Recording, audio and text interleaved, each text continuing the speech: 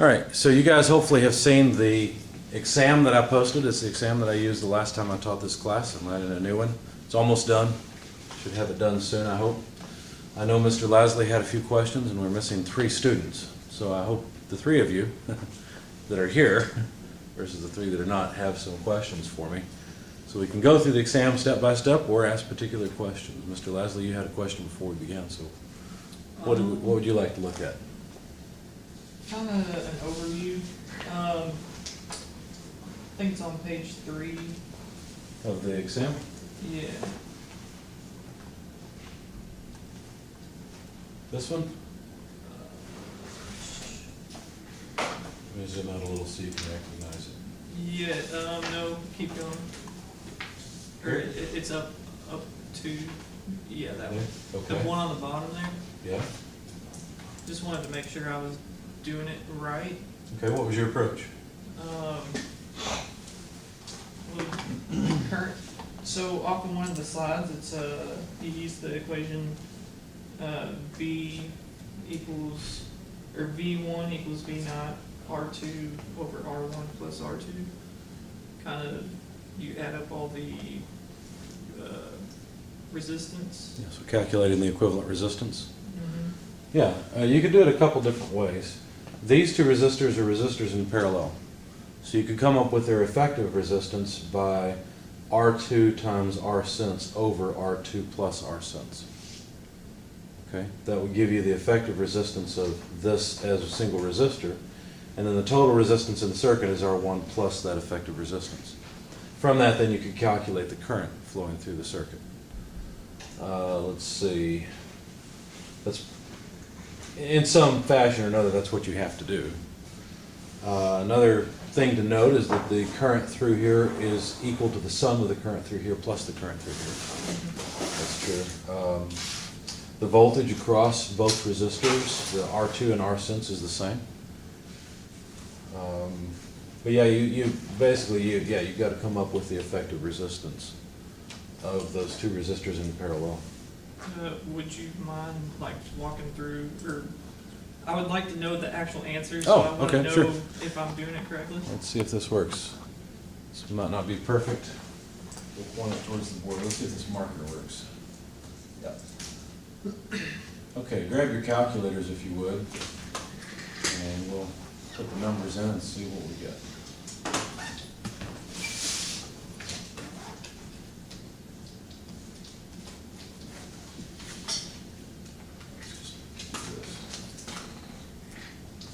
So we'll write down the equations to get the effective resistance. So this bit here, R effective would be equal to R2 R cents over R2 plus R cents. I have that one memorized and I think it's right, but you can check it by saying 1 over R effective equals 1 over R2 plus 1 over R cents. Now I know that one's right. If I solve for R effective, I'll have to invert both sides, which means I'll need a common denominator on this side. So I have to multiply R2 by R cents for the denominator. It'll give me R cents in the numerator here and R2 in the numerator here. When I invert it, I'll get exactly this. So if you look at the algebra, that is correct. Is all that on the board? Nope, not quite. Yeah, that's better. So that would give me the effective resistance, and then the total resistance, so the whole thing, R total, would be R1 plus R effective. But of course, R effective is R2 times R cents over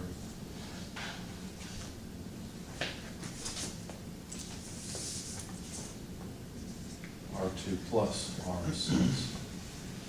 Now the resistances I gave in the problem statement, let's see, it looks like 200 ohms for R1. Plus, we've got R2 at 400,000 ohms. No, I'm sorry, this is K ohms. So 400,000 ohms multiplied by R cents, which is 1 mega ohm. You could write that as 1,000 K ohms so everything's consistent units, and then divided by 400K plus 1000K ohms. Here we'll have kiloohms squared in the numerator and kiloohms in the denominator, so we can just get rid of one set of ohms, and we'll end up with, what would we have? Kiloohms.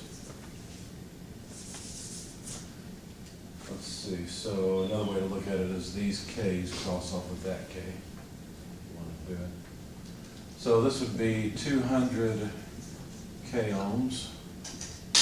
Very good ohm symbol. This would be 400 K ohms multiplied by, we canceled a lot of stuff, so multiplied by 1,000 divided by 1,400. This 400 plus 1,000 is 1,400. All right, so grab your calculators and tell me what the result is. 485.7 K. 45.7 K ohms. Okay, thanks. So now that we have the total resistance, we know the electric potential is 5 volts. So V equals IR, and this would be R total, right? Because I'm looking at the voltage across this effectively one big resistor. And I can calculate the current through it. So I equals V over R. So that would be 5 volts divided by 485.7 thousand. Let's do it this way. Ohms. If we take volts over ohms, we'll get amps. So the current is how much? Pretty small.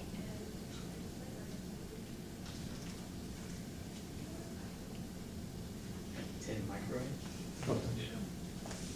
So that would be 10 times 10 to the negative 6 amps, right? Okay. So if we've got 10 microamps flowing through this thing, is that what we really care about? No, what we care about is the voltage at this point, because this, even though this R sense is fairly high, what we've done is we've tried to limit the current through this voltage divider by using fairly high resistor values, so 200 K ohms plus the 400 K ohms here. And if you neglect R sense, which is high, but it's still only a mega ohm, which is on the order of, or close to the order of, these resistors, the voltage here may not be where you designed it to be based on these two resistors, see.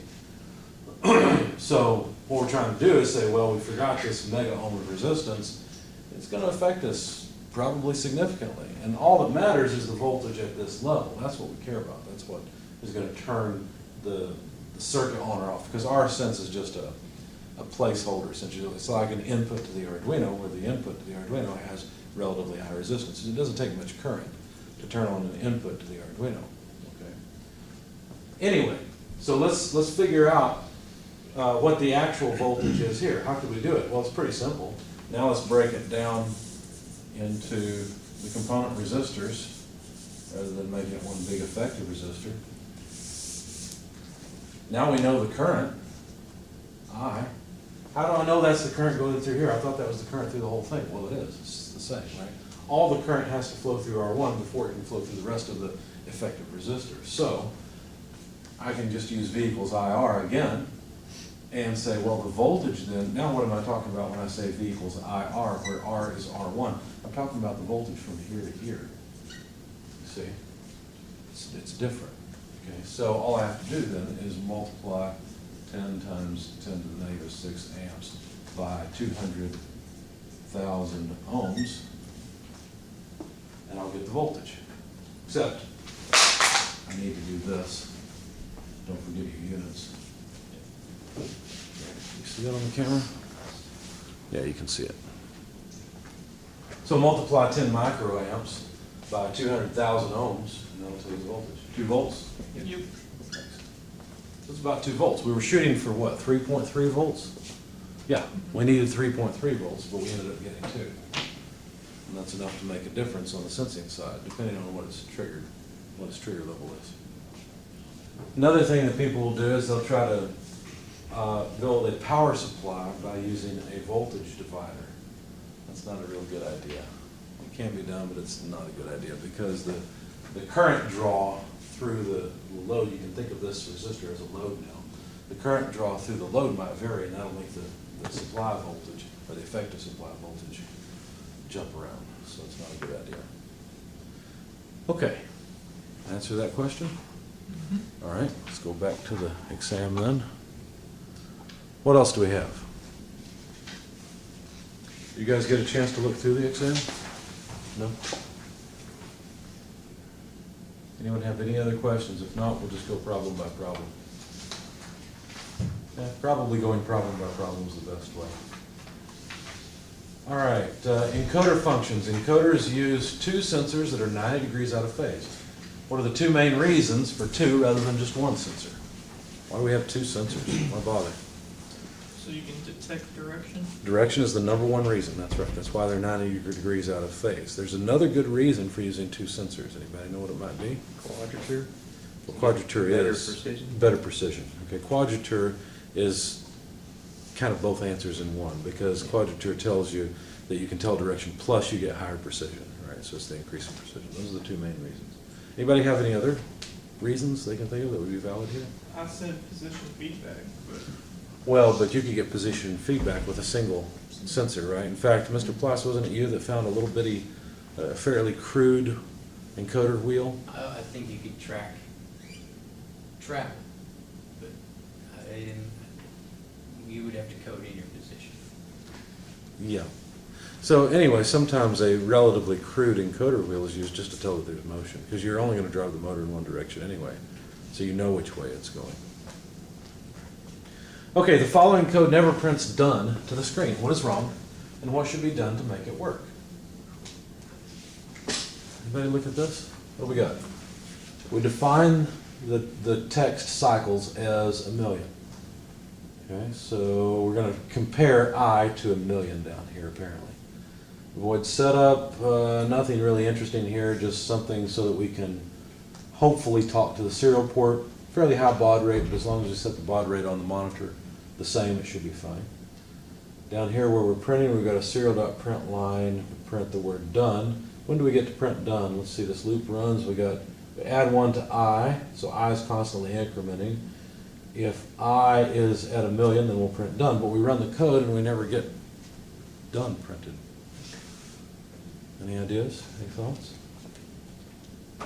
well, it talks about an output pin.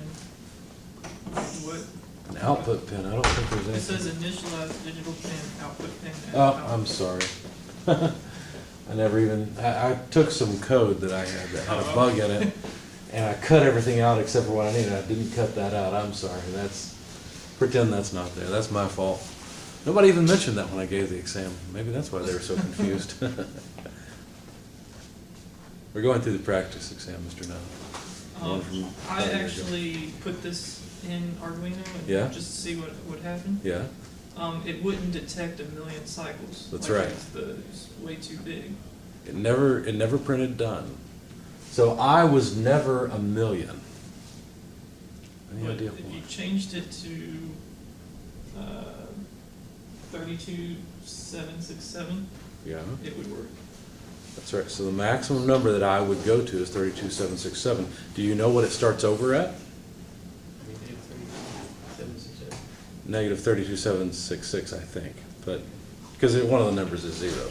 But whatever it is, why is I going from negative 32,000 or so up to positive 32,000 or so? Why does it never go to 1,000,000? That's all the room was given. It's all the room we gave it. We declared it as an int, an integer. It's only a 16-bit number. It can't hold 1,000,000. We'd have to change the variable type to something else, something that's bigger, a 32-bit number. And then it would not roll over at 1,000,000. One thing that would help, though it wouldn't fix it, is to make this an unsigned int. Then it could get to 65535, but that's still not 1,000,000. Okay, so what happened is the variable declaration type is not compatible with what we're trying to go to, and it's kind of hidden there in the code. You don't really see 1,000,000 here, you see cycles. And you might start off saying, well, I only need 10,000 cycles. Oh, 10,000 was enough, give me 100,000 cycles. And all of a sudden it doesn't work, it never prints done to the screen, because I can't hold 100,000 number. Double? Double or float, if I remember right on the Arduino Uno, a double and a float are the same size. On other processors, they're not, but don't hold me to that. We'd have to look it up in the manual. But yes, 32-bit number would take care of it. This 32-bit number could certainly go to 1 million. Let's see. Actually, that problem is something that, interestingly enough, is present even in our modern day life. You guys ever tried to store a file to a thumb drive? You had plenty of room on the thumb drive, but you couldn't write the file to the thumb drive because it was too big? That does happen. If you format your thumb drive as FAT32, that's the file format, turns out you can only write a file size of a maximum, I think it's 4 gigabytes, something like that. If you have a file bigger than that, or is it 1 gigabyte? I can't remember. It affects me on this camera, because this camera can record, there's enough space on the card to record, I think it's an hour, 2 hours, no, it's an hour's worth because I'm recording that quality. But it'll break the video file up into 2 parts because each video file is limited in size because of the format of the card, and it's something I can't change. It's kind of a pain. So I've got a friend who has a FAT32 external drive, and she was trying to copy files to it, and one file was just too big. And I said, not enough space, but you look at the available space on the drive, there's plenty of space. Well, it's because the number of bits used, what is it, for the file size, it has to do with the number of bits that a variable can hold. You know, that was the maximum size. All right, Arduino Uno pin number 4, as shown, is configured as an input. What is the purpose of resistor R1? R1 connects the pin to ground. That's a symbol for ground. And it looks like this. R2 connects the pin to a sensor. So what did you guys think is the purpose of R1? It's a pull-down resistor. It's a pull-down resistor, exactly. Right. So if the sensor's voltage is floating, this will pull the pin down to ground. Okay. What's the, is there a certain value that the pull-down resistor had to be? That's a good question.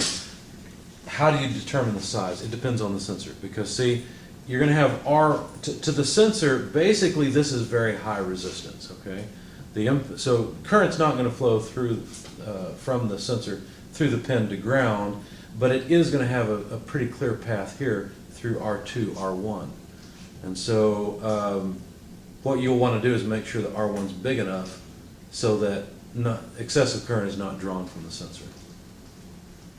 That's not something I would ask. That's pretty specific. Anything else on this? Okay. We covered this one before, so it's just a matter of using Ohm's law and knowing how to deal with parallel and series resistances. Pin 4 configured as an output. What's the purpose of Diode D1?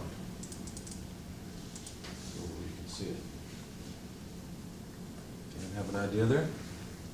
Go ahead. It keeps the energy going through the coil from pushing back when the circuit is dropped. Exactly. Cut. Right. So probably what I should do, I should include a switch here. Probably somewhere. Anyway, the idea is that this coil here, if you've got current flowing through the coil, well, I guess the Arduino has a switch. If you've got current flowing through the coil to ground, since this is an output pin, this coil is going to resist changes to current flow in it. That's the way you can think of it. So when you try to open this up, you try to disconnect this pin from supply, basically, from 5 volts. What will happen is this coil will generate a large reverse voltage across it, and it'll try to force current to continue flowing by making this voltage here go up to a very high level. And so what happens is, or is it the other side? No, it's this side that'll go. Well, anyway, it ends up, you can end up blowing up the output pin on the Arduino. So this is called a flyback or a freewheeling diode. There's other names for it. An overrunning, no, not overrunning. That's a clutch. Anyway, basically what it does is it provides the coil, like Mr. Ply said, with a path for current to dissipate. There's enough resistance in the wires and in the diode that there's not hardly any energy in the coil to drive current, so that current will quickly dissipate the energy in the coil. But it basically serves to protect the input against the coil. And if you guys remember, here, hang on, I'll grab one. Remember the shields we were using, those little motor shields? Those actually include flyback diodes on them. And if you remember the chips that we had, it turns out that those chips actually have diodes inside of them as well. Trying to talk loud enough so that the camera picks me up. Let me get some of these.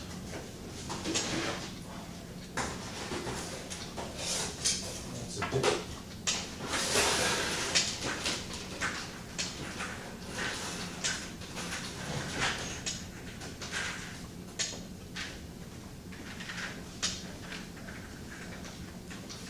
So if you look at the spec sheet for these little H bridges that I had you use, they include flyback diodes internally. What that does is it protects the chip from damage. So these little things that we used. The motor shield, now Anderson does not have this type of motor shield, they have a different one, but they most likely have flyback diodes on theirs as well. Either that or they're integrated into the circuit. So if you look on this circuit, you notice there are 4 diodes here, 4 surface mount diodes. And since this is a dual H bridge, each one of those diodes is there to protect each leg of each H bridge, basically, each transistor, because each transistor needs one. So that's what that's for. An LED has a maximum current capacity of 35 milliamps. What is the appropriate value of resistor R1 so that no more than the maximum current flows through the diode? How would you do this? V equals IR. Okay, V equals IR. What voltage? The supply voltage. What's the assumed voltage across the diode? Well, the question was, you want a maximum current. You could ask that question, and I would make up something, give you an answer, and have you write it down, because thinking of it that way is a little bit more accurate. The way I figured most students would think of it is, if I want a maximum of 35 milliamps through this resistor, worst case scenario, I'm going to have 5 volts across this. In reality, there's going to be a voltage drop across the diode, right? So doing what Mr. Lasley suggested, 5 volts divided by 35 milliamps, so 0.035 amps, would give us R1, whatever that number is. Mr. Plies is saying, well, wait a second, I know this diode's not going to conduct without a forward voltage drop, which is going to be at least 0.7 or so volts. Okay, so you could assume that if you wanted to, or I would probably say use 1.4 volts, because that's the voltage drop we saw on our encoder LEDs, about 1.3, 1.4 volts. In that case, if you used 1.3, let's say 1.3 volts across this, you would just subtract that from the 5 volt source. So you'd have 3.7 volts across R1 and use the current of 35 milliamps and calculate the value of the resistor. Now here's an intuitive question for you. Would the resistance R1 be higher or lower if you included the voltage drop on the diode? Be lower, that's right, because essentially D1 is serving as part of the voltage drop, right? So it's like it's a resistor, it's part of the resistor as an effective resistor to limit the current to 35 milliamps. Okay? So R1 would be lower if you could account for the diode voltage drop. So the picture shows a simple circuit. Identify the type of each component that has an attached arrow. And I'll go ahead and give everyone a really big hint. You should also know surface mount components as well as through-hole. These are through-hole components. I've already got this part of the exam written, and there are surface mount components. You want to make sure you know that and you can recognize them. We've seen so much of it in the encoder boards that we took off. I thought it would be a valid question. All right, what about this big one? What is it? It's a resistor. So is that, right? Why is there a different size between the two? Different capacitors. Different power capacities. Basically, every time current flows through a resistor, that resistor gives off heat. It converts some of that energy into thermal energy, and a bigger resistor like this can convert a higher percentage, a larger power. That's why it's rated higher. What about this thing? What is it? It is a capacitor. It's an electrolytic capacitor. You can barely read it. It's a 100 microfarad 10 volt capacitor. These are polarized capacitors. There's another resistor and another one still. What about this thing? What's that? It's kind of hard to see from the photo. That may not be a very fair question. The blue thing. It's a Capacitor, isn't it? It's not a buzzer. Is it a toroidal inductor? No, it's a variable resistor. It's just a Okay. potentiometer. Yeah. It's hard to see from the picture. That wasn't a very good picture. I apologize for that. You thought it was what? A speaker? A speaker? Any one of those could be a valid answer. It's hard to see. What about this little blue thing with a black line on one side? Diode. That is a diode. That's exactly what it is. The line is a dead giveaway. So what's this black thing with a silver line on it? Also a diode. Okay. You can tell from the silk screen our four, unfortunately the arrow's covering it, this is D, so that's a diode. U is commonly used for integrated circuits, so you'll notice here's a U1 and a U2, not the band, but the semiconductor. D1 diode, R2, there's an R somewhere for this one. C1, and if you look here it actually says R something, I don't know what the number is, but that indicates that that's a variable resistor. The pictures I have now are better. This one, I think I was in a hurry and I went online and found it. Now I have plenty of junk in my basement, so I just went downstairs and grabbed some circuits that had what I wanted and took pictures of it. Okay, now just like in this exam, the one coming up, I will not allow you to use an Arduino until you get to a certain portion in the exam. Because you could just take the code, put it into the Arduino and see what happens with the debugging part. I want you to think about it more deeply. I don't want you to cheat and let the IDE tell you what's wrong. I want you to recognize it. But now, code optimization. Complete the code posted on Blackboard. We'll open it in a minute. And measure the approximate time required to print hello to the serial monitor. Contrast this time with the time required to change an output pin from high to low and then back to high again. Why would you care? Well, you're going to care very soon how long code takes to run. The reason you're going to care about it is because your code has to do several things at the same time. The code that we're writing to move the carriage back and forth has to monitor the encoder so that you don't lose track of position. It has to generate pulse width modulated signals to drive the motor. It will have to calculate the PID parameters, and it will have to also command points versus time. So there's actually 4 big tasks that the Arduino will have to take care of all at once. And the amount of time that each little bit of code takes is very important. You want to minimize it. Okay?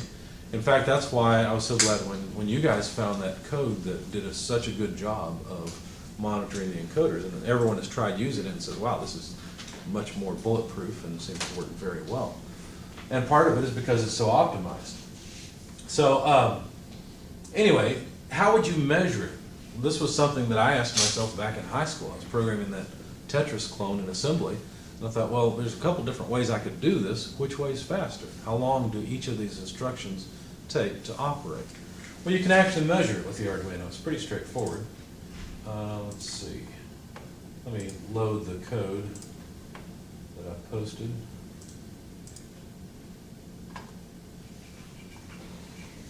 Exam 1. What? How come that's not shown? Oh, I'm sorry, guys. I didn't realize that was off. I thought it was on.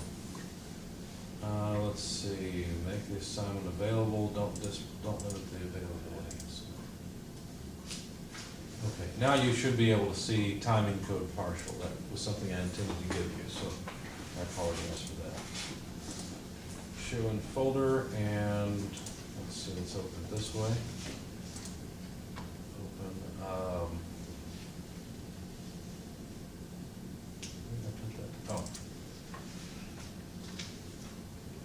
There we go. Timing.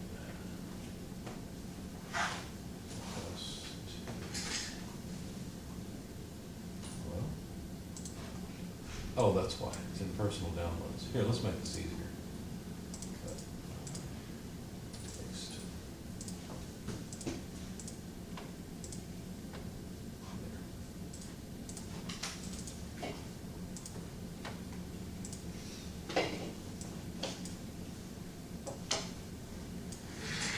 Okay,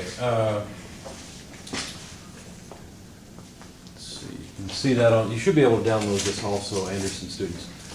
Define output pin as pin 10, cycles 100,000. We've got long period, or I'm sorry, long type, timer equals 0L. L is a typecasting thing. And period also. I don't remember why I put the L in there. I don't really need it. I've already declared it long. Anyway, so we've got our setup where we set the pin mode and terminal. And then here we've got our loop that's supposed to